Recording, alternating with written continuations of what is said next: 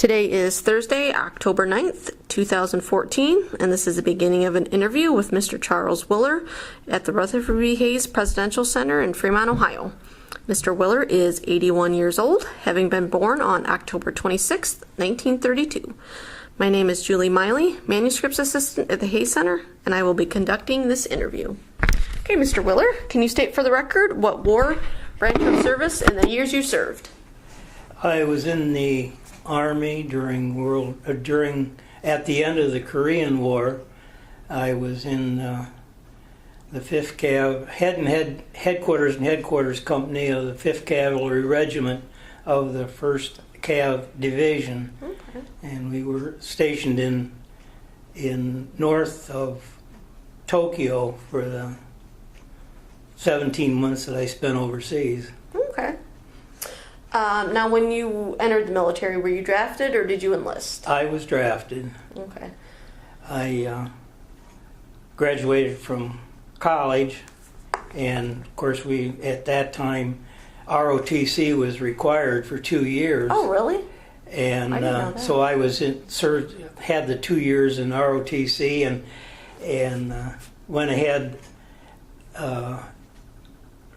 for the second 2 years in the Air Force ROTC, and I went to summer camp, and for some reason or other they sensed that the Korean War was coming to an end and they weren't going to need young, unexperienced lieutenants, and so they scrubbed me.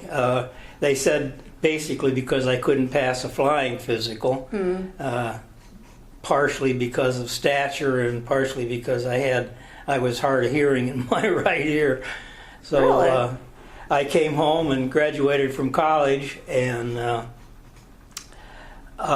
most of us had deferments, student deferments while we were going to college. What college were you at the time? Ohio State. Okay.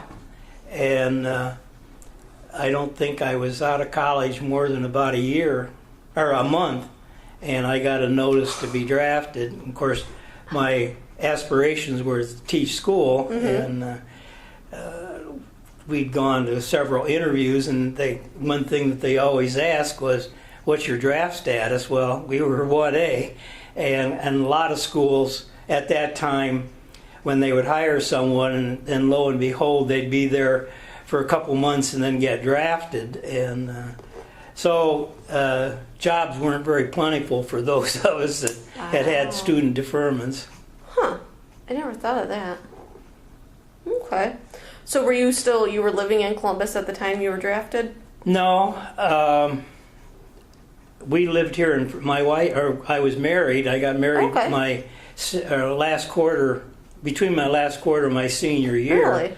And we moved back here to Fremont. My wife was an RN, and she got a job at Community Hospital, and I just kind of laid around, helped Dad at home and things like that. And of course, again, we hadn't much more than got back here when I got my draft notice, and I went in August then, and so it was a lot harder for her because we before I left for overseas, we had our first daughter, and she had to contend with low wages and taking care of a baby and writing her letters. Oh, wow! So where was did you have to go boot camp again, start all over, even though you did the ROTC? Yeah. We were drafted went in as E1s. Really? Yeah. Now, where did you do your boot camp at? Fort Knox. Okay. And how long was that? About a 6-12 week? Well, we went 8 weeks of basic training, which was par for the course, and then based on IQ tests, I guess, that we had taken, we were assigned a second 8 weeks. And I ended up in clerk typist school, which was one of the better assignments. I think the smartest ones in the group ended up in communications and electronics and that sort of thing, and then clerk typist, and you went on down the line to MPs, to cooks or motor pool, something like that. At least that's egotistically, that's what we felt, that we were among the more elite. And my main, academically, I'd had a lot of that stuff in college. I'd been in administration and logistics in college, in Air Force ROTC, and my main problem was I'd never learned to type. Well, it's a little difficult. They taught us to type, but in 8 weeks, after going through basic training and being more concerned about physical rather than dexterity, and I had a real problem. You had to be able to type 35 words a minute or something like that, and I think I got 32. So anyway, when I got overseas, well, after finishing clerk typist school, we were given assignments. We were going overseas, and we went to Fort Lewis, Washington, and sat there for 2 weeks waiting for a further assignment. And I can remember going through personnel section, and you carried your 201 file, which was your personnel records, and they either put a J, a K, or an O on the outside of your jacket. And J was Japan, O was Okinawa, and K was Korea. Really? And of course, the Korean War was still going on at that time. And you could, as we got through the line, you could watch other guys come through, and the ones that had tears running down their cheeks, you knew that they had gotten a K on there. And of course, O was probably the prize assignment, because that was more or less into the tropics, but we were happy we ended up 2 weeks in Camp Drake, and then went on we were either assigned to the first cav, had the 8th cav, 7th cav, and 5th cav. The 8th cav was in Tokyo.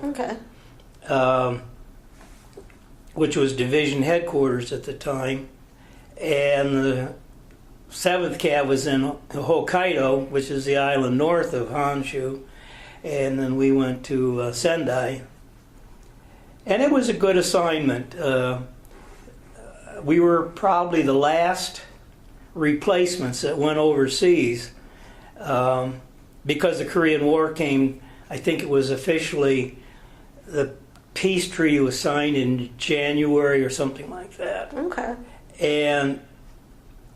But many of the people that I went overseas with were in the same position that I was. They were college graduates that once they graduated, they were drafted.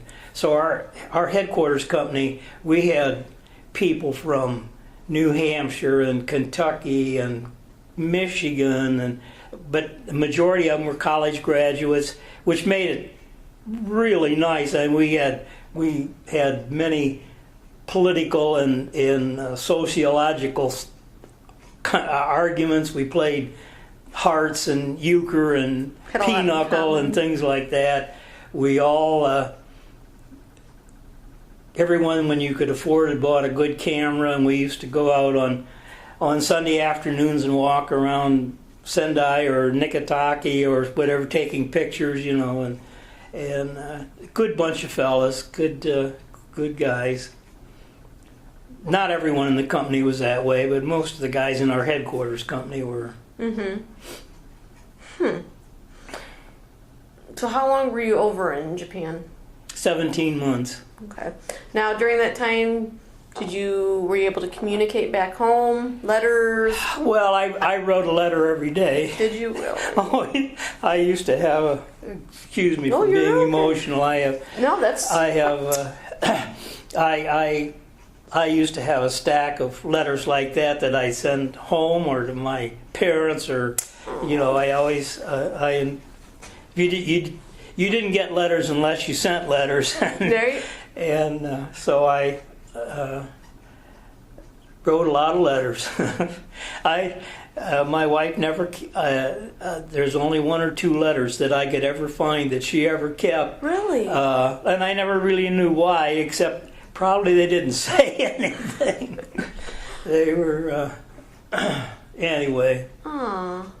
Did you guys ever get to do a phone call, or was that rare?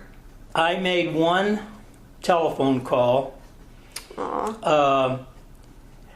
I was trying to get an early release so I could come back and teach school. And vocational agriculture started on the 1st of July, and normally I wouldn't have gotten out until late August if I'd have served a full 2 years. And I had put in for early release, and they kept rejecting it because I didn't have a signed contract. And I called home to try to convey to them what I needed, and they eventually did get me a teaching contract without ever being on the job. Oh, wow. Or in the area. But back in those days, it was not communications where you had to wait. It was done by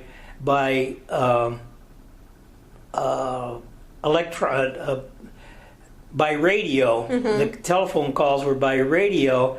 And when I called, and I think at that time it cost like $3 a minute, which was, I was only making $40 a month, so Yeah. it was very, but you had to make a reservation, and when we made the call, we could only hear about every 2 or 3 words, everything was broken up, and it was not a very, and other people had told me the same thing, that unless you have to, don't try to call home. It just, the communications is not that. Today it would have been an entirely different story, but back then it was letters were the main thing that. Okay. Can you describe some of your duties as the company clerk? Like what were describe a day, like your normal average day? When I got there, the guy that I was replacing was the inspector general was checking him because he was on drugs. There was some money concerns that they were. The poor boy had a lot of problems, and he had not done a very good job as company clerk. And when I came in, the records were. They just pushed things back into a drawer or something. So I had to learn in a hurry. The first sergeant was okay, but he was a first sergeant, not a company clerk, and he didn't know that much either.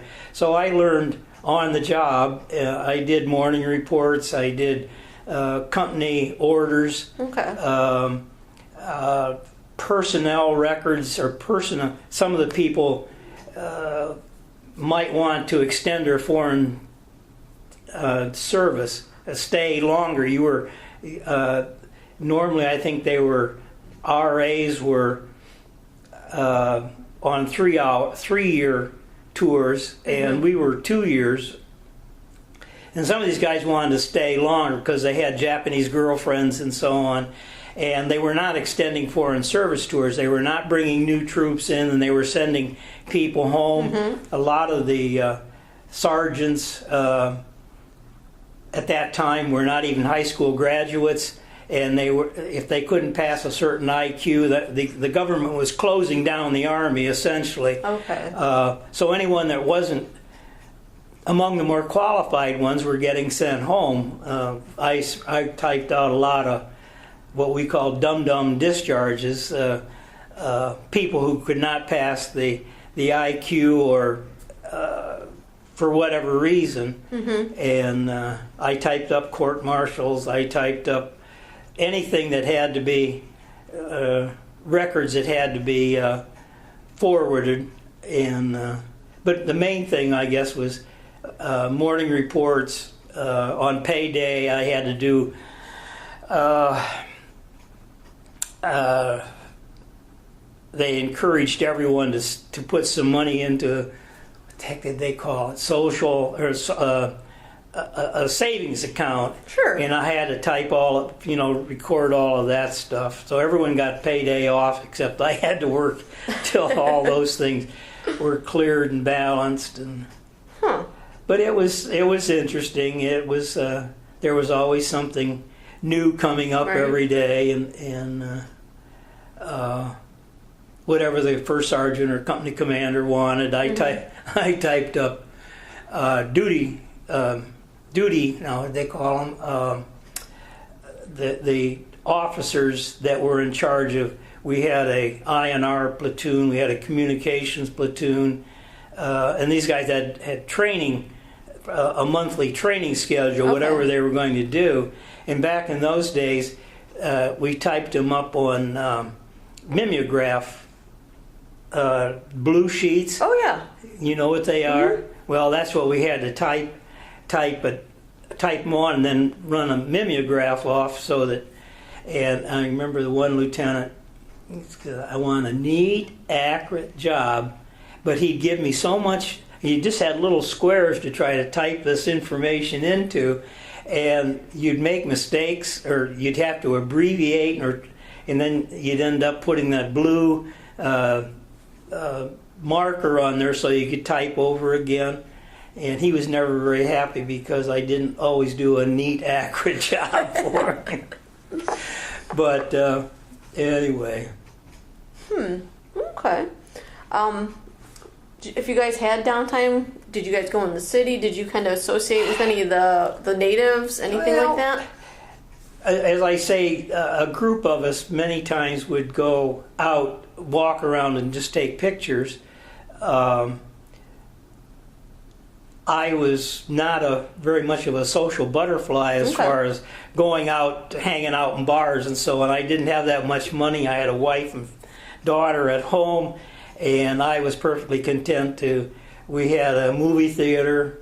I think we had about 3 different movies a week, and it cost us $0.25 or something like that to go to the theater. And we had the EM club, which, I guess it was the service club, and they have leather making billfolds, and just anything to keep you busy, and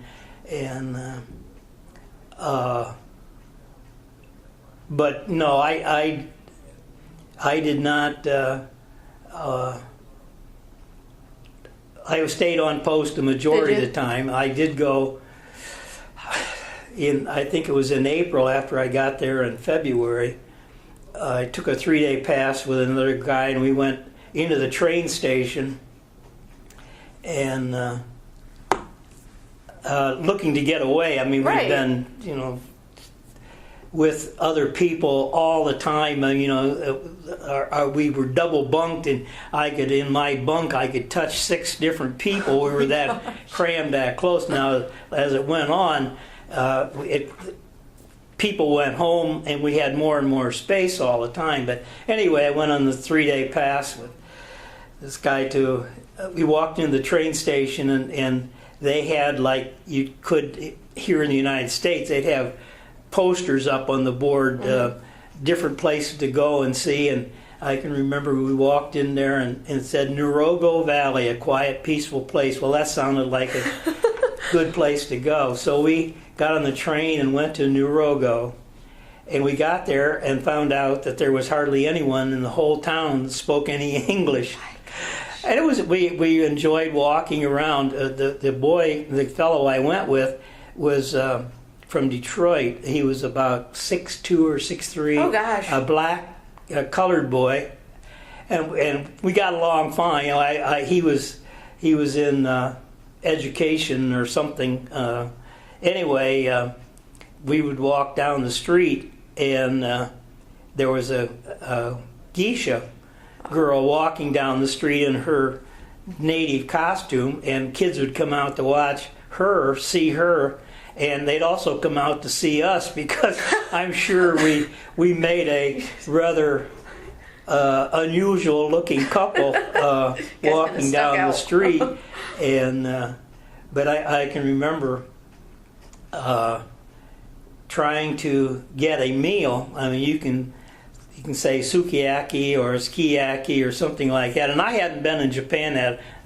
Hal had been there a little bit longer and knew a little bit more, but we tried to convey to the waitress that we wanted something to eat, and then she didn't speak English and we didn't speak very good Japanese, so we had a little problem with communications. Then when we were coming home, we were on the train coming back into Sendai, and the train pulled into a station and stopped. And we would say, people would walking down the aisleways, and we'd say Sendai and point that way, and they'd say hi, hi. Well, that's where Sendai was, but that's not where the train was going. All of a sudden the train backed out and it was going across the island. Oh my God. So we had to jump off the next station and get back on, and we had to change. But those are some of the funny things that happened. Oh, that is funny. Did you have any other brothers that were in the military? No. Okay. No, my brother graduated from high school and got married right away, and he never had a student deferment, so he went to work at Whirlpool, and he was never, I suppose he went for a physical or something, I don't know, most everyone had to at that time, but he was married and he did not have to go to the military. Okay, I was wondering about, because I usually ask if you have any other siblings that were... Yeah, well, my cousin Dick, as you mentioned, and his brother. I had a cousin that went in basic training with me, and that was family-wise, that's as far as I know, other than I had an uncle who was in World War II, and of course Dick and Leland were both in World War II. Okay. Let me see, what was my next question? Totally forgot. When you were over there, how was the weather?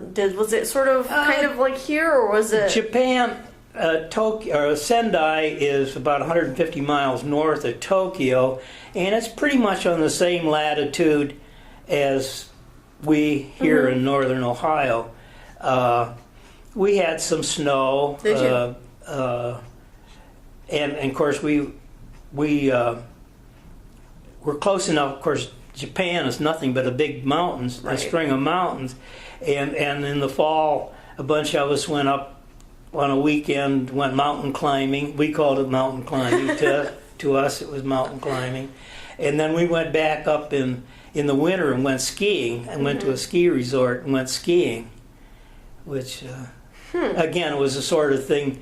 The guys I ran around with were all college people and adventuresome within certain parameters anyway. And I can remember going up on the lift and got up on the mountain. None of us had ever skied before. We had no idea.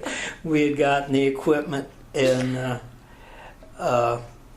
we started down the slope, and I think there was 4 or 5 of us, and I remember I eventually fell and picked myself up and looked back, and there the other guys were all laying back up there. You made the furthest. I made it the furthest. Oh, that's funny. People ask what are the attitude of the Japanese people were, because this was in 54 and 55, so the war had been over about 10 years, and they were still recovering. I mean, we saw lots of buildings that had bullet holes through them, and nothing had ever been done, and we were still more or less the conquering heroes, or the conquerors, and for the most part, they treat us very well. I mean, I never, the only experience I ever had, and I don't know that it was intentional or not, but I remember skiing down the ski slope and someone hitting me and knocking me down. Now, it could have been just an accident, but it was a Japanese guy that knew how to ski much better than I did. And I picked myself up. I think I lost one of my skis, and I was putting it back on, and boom, someone else hit me. Oh my God. And I often wondered if someone was trying to get revenge for World War II. But Yeah, you never know. generally speaking, they were very. We had people who took advantage of the situation, but we had a lot of people that were very nice. Okay. Do you guys have supply issues during that time? No. I was Well- because it's such an isolated, everything's got to be brought in, Yeah. the islands. I remember one of my biggest concerns was my typewriter. I never had a good typewriter, and these were not electronic typewriters. They were the old-fashioned ones, and they were old, and they were always. And when you sent a morning report in, it had to be no strikeovers, no, everything had to have numbers in certain boxes and so on. And I used to have a terrible time because I just get something done and then find out that one of the keys fell off or something, and I had to go, and I had rubber bands on it to hold the thing together. And that, to me, was one of the only problems that I can recall. We had a PX that had, we could buy things more economically than you could anywhere else. Not that there was a whole lot that we ever had to buy, but no, we never had any problems with anything like that. Okay. Did you ever buy any souvenirs and send them home before you left? Yeah. I didn't send a lot of things home. I think I sent a tea set home to my parents, and I guess the biggest thing I ever sent home was a 12-place setting of Noritake, China, which everyone said that and it was 12 place settings and the soup bowls and all the things that went with it. Made a big box, and we have them boxed up and shipped home. And I remember, I think it cost me $45 for the 12 place settings, and it cost me $45 to ship it home. And a set of Noritake, probably one place setting probably costs $45 now, maybe even more than that. I don't know. It's a very high quality china, but one place setting probably cost as much as what I paid for the whole 12 settings. But I have lots of Japanese kimono and the gaitas, the wooden shoes with the cleats across the bottom. Wow. And I sent a bunch of those things home. Okay. So after you were done in Japan, were you done, or did you go home into the United States and you still had some time to serve out, or did you go? As I say, I had put in for an early release so I could come back and teach school. Okay. And it had been rejected 2 or 3 times, and I was very, very depressed because I really wasn't accomplishing anything, and I wanted to get on with my life. And so one day, communications came through that I had gotten my early release. Was to be the 23rd of July, no, 23rd of June, I think it was anyway in June, and this is only a couple weeks away. I'm sitting in Tokyo, or in Sendai, and I had a long way to go, and we'd come overseas on a troop carrier. It took us 2 weeks from Seattle, Washington to Yokohama, Japan. Wow. And I could just envision I was going to be, I got orders to report to the Air Force Base in Tokyo, and to report into a certain station. Mm-hmm. Then I think back on it and how I ever accomplished, one of the guys took me to the train station, and I took the train to Tokyo, and I got off the train and got a taxi to the Drake. No, I forget what the name of the Air Force base was. Mm-hmm. And I checked in and got my blankets and pillow and went to where my bunk was, and there were some other guys there, and they, where are you going back for discharge? And I said, yeah. And they said, well, I hope you're not in any hurry. We've been here 3 weeks and we haven't gotten shipped out yet.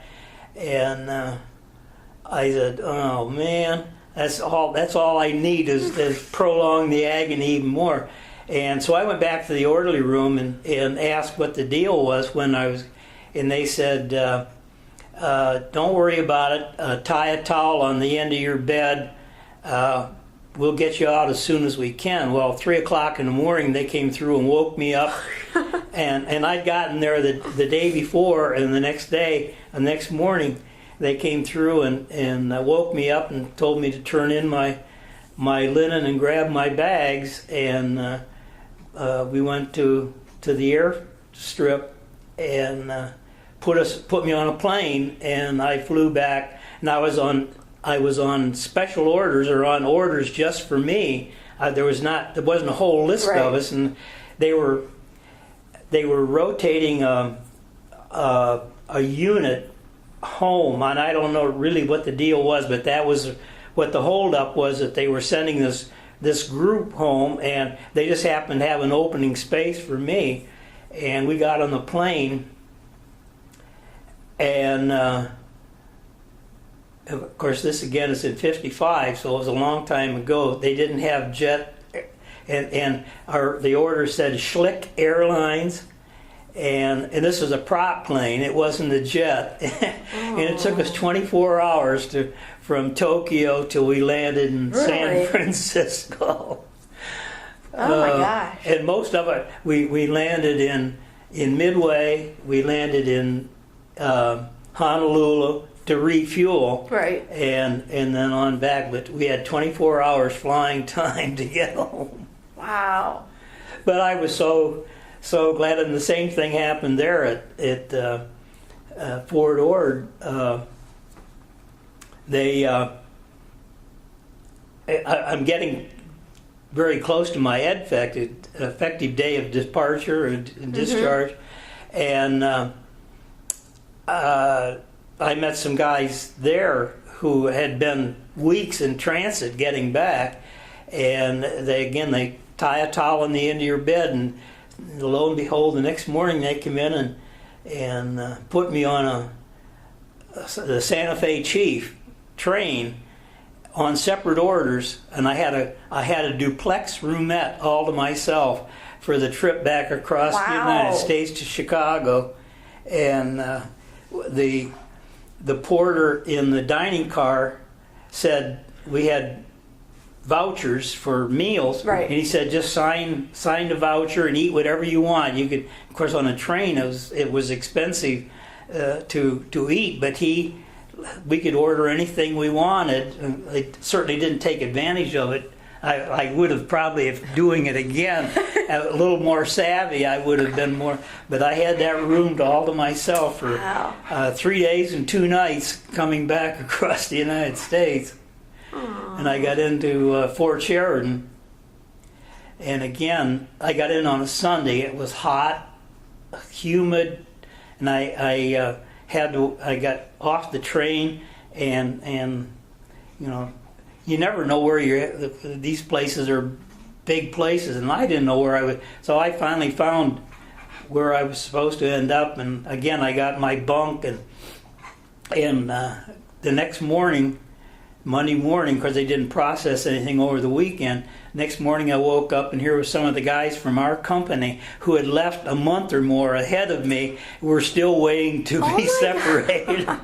And they were really, how in the world did you because they knew that I hadn't had any paperwork in the mill to come home. But I know. Yep. Now, did your family know you were coming home? Yeah, I had sent them a letter telling them not to send any more mail. That I was on. I had no idea how long it was going to take. Where you were going to be. When you're in transit, there's no way that communication, either going over or coming back, there's no way that communications keep up. But I don't recall. I think maybe I was in Chicago before, at Fort Sheridan, before I called them and said, I'll be home in 4 or 5. I wasn't going to try to surprise them or anything. Yeah. Okay. So once you got back home, what'd you do? You were married, you had your family, you went to work? Yep. Went on with my life. Where'd you teach at? Pardon? Where did you teach at? I taught 1 year at Arcadia in Hancock County and 3 years at Townsend here in Sandusky County. Okay. Do you belong to any military organizations? VFW, American Legion, anything like that? I belong to the American Legion. Okay. Did you ever stay in contact with any of your buddies? Not nearly as many as I would have liked. I still exchanged Christmas cards with one of the fellas in Arizona, and we were out to see him one time. And my best friend was from Kentucky. He had the same position at regimental headquarters as I had at the company level, and we bunked together and shared fruitcake together, and we were inseparable for the times that we were there together. And we went down to see him a couple of times. He was I'm not sure if he was teaching then. He eventually was a teacher, but in the summer he worked at Mammoth Caves as a tour guide. Really? And the first time Margie and I went down and stayed with his parents and spent some time with him. And then the second time my family was camping. We took them to Mammoth Caves, and I got to see Jim then. But for whatever reason, he never tried to keep in touch with me, and I've tried to find him, but it's one of those things that at this time and age, whether they're still alive or not, I don't know. Yeah.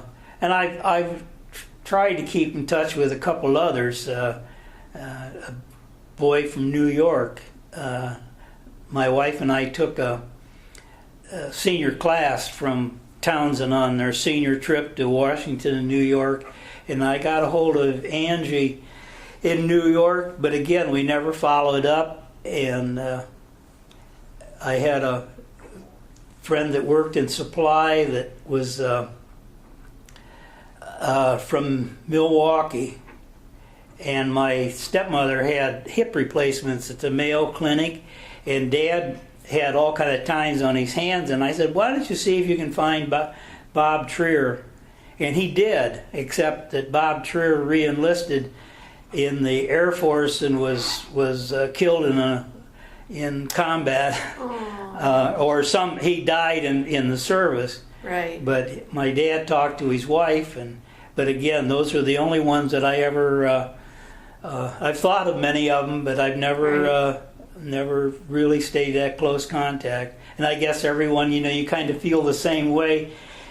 You want to go on with your life, and you have new friends and new responsibilities, and you don't take the time to keep up like I wish we would have. Okay. And it's a little bit too late now. Yeah, it's harder to find them, and time marches on. Looking back at your whole experience, would you do it again if you had the choice? My philosophy has always been, that if it hadn't been for the fact that I was married and I knew that it was probably harder on my wife and my family and my parents and so on than it was on me. To me, it was a lark. I mean, we just there were many things you didn't like, but you just went at it with the attitude, I'm going to make the best of a bad or good or bad. And being a company clerk is probably the best job in the military because no one messes with you. I mean, we had our scrubbing the floor parties and inspections and things like that, but I never had to fall out for reveille. I went to the orderly room and made out the daily duty roster, and after everyone was done eating breakfast, I'd go down and eat some breakfast, and I had to have my morning report in and things like that. So it was an easy. I did not let it bother me until it got to the last weeks and I was really getting home. I really wanted to come home. But as I started, I think it would be one of the best things our country could do, that if every high school graduate spent a period of time in a military type situation, maybe not to the extent that we did, but I think learning to get along with other people,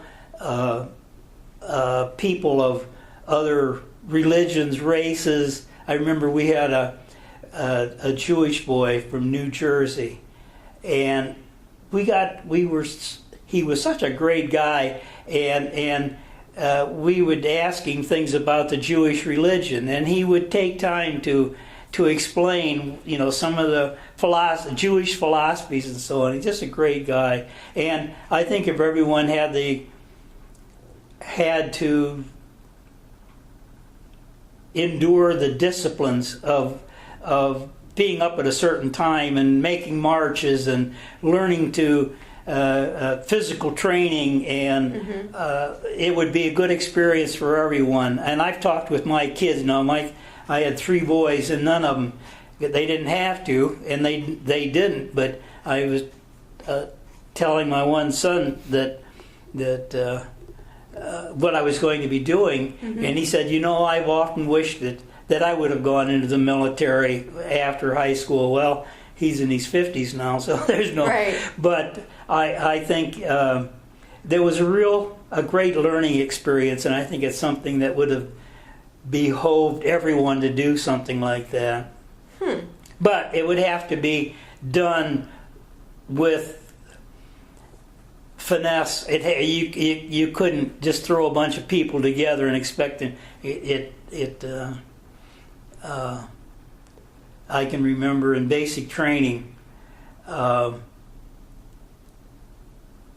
hearing a boy from Kentucky, and he probably enlisted in the Army right out of high school. And basic training, you don't know what's going to happen tomorrow, whether you're going to go on a long hike, or you're going to the rifle range, or you're going to learn sanitation, or what it's going to be. But I remember hearing this boy, and he was probably maybe 18 at the most, probably never been away from home in his life, and hearing him crying, "Mom, I want my mom."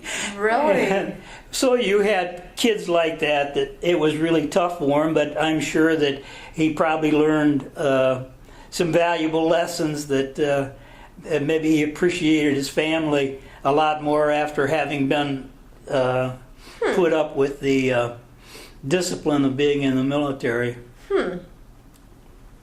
Oh, that's a good way to look at it. I think it serves a purpose.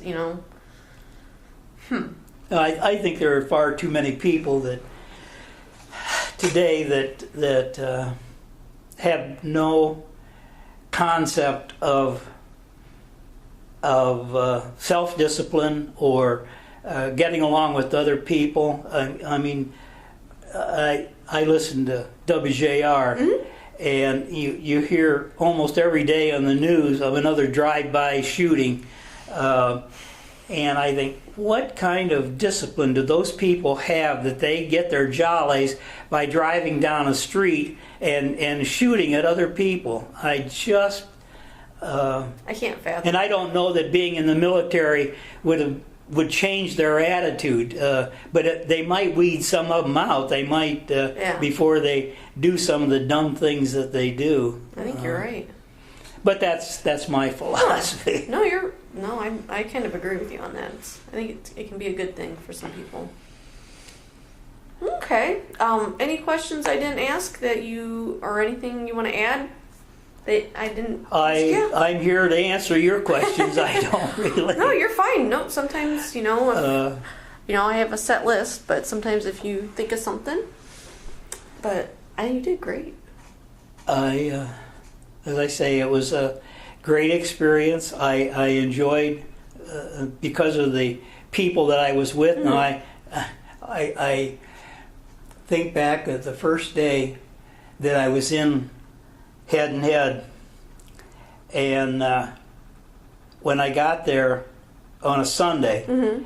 and I checked into the early room, and the guy that was acting as CQ says, "I don't know where to put you." He said, "We don't have any empty bunks. I really don't know where to put you up for tonight." And there happened to be another guy there says, "Hey, I'm going off post overnight," which a lot of them did. They had their Japanese girlfriends and so on. And he said, "You can sleep in my bunk." Okay. And then they said, "Tomorrow we'll work something out." And I had the advantage in my MOS, and someone there pulled my MOS. They knew they needed a clerk at headquarters, and I got pulled right into head and head. The rest of the guys I went down with were put in, and eventually went different positions. But anyway, I slept in that guy's bed that night, and in the middle of the night, I heard this wham, bang, slam, and here a couple of guys. I don't know if you've never been in the military or been in. We had bunk adapters. They had two bunks, one on top of another, mm-hmm. and they'd have these bunk adapters, which you could put the two bunks down, or put the bunks down, or you could put these adapters in. Well, here's a couple guys that had tore a bed apart and had these bunk adapters, and were going after each other with these are metal pieces about yay long and about bigger. Here I am. I don't know another soul. I don't know what I said. What in the world am I getting into? Here these guys come down through the walkway fighting with these bunk adapters, and I don't know if they were just playing around or whether they were being malicious, But I thought, oh my gosh, what am I getting into? Oh Lord, that's funny. Okay. Well, I think I asked most of my questions. You good? I'm good. All right, I think we'll end there.